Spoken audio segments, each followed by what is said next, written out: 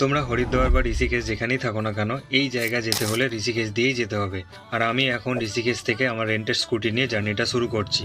ঋষিকেশে তোমরা যেখানেই থাকো না কেন, প্রথমেই চলে আসো নটরাজ চকে। এখান থেকে তোমরা চাম্বার দিকে যাওয়ার রাস্তা ধরবে। চাম্বা পার করলে তোমরা পৌঁছে যাবে কানাতালে। কানাতাল এই সেই জায়গা যেখানে খুব সুন্দর কোরিয়ার ফরেস্ট রয়েছে। কানাতাল পার করার পর সুটকান্ডা দেবী টেম্পলের দিকে এগিয়ে গেলে রাস্তার সৌন্দর্য আরও বেড়ে যাবে। আর তোমাদের কপাল ভালো থাকলে রাস্তার ধারে দেখতে পাবে বরফ, যেমনটা আমি দেখতে পেয়েছিলাম। এরপর একটু এগিয়ে গেলে পৌঁছে যাবে কাদ্দুকল। এখান থেকে শুরু মন্দিরের ট্রেক। এখান থেকে প্রায় 2-2.5 কিলোমিটার ট্রেক করে উপরে উঠতে হয়। আর চাইলে তোমরা রোপওয়েতেও যেতে পারো।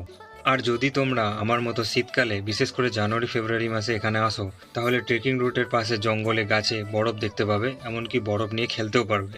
কিন্তু রোপওয়ের টিকিট কত আর পুরো ট্রিপের মোট খরচাই বা কত, সেটা আমি পরের ভিডিওতে বলছি।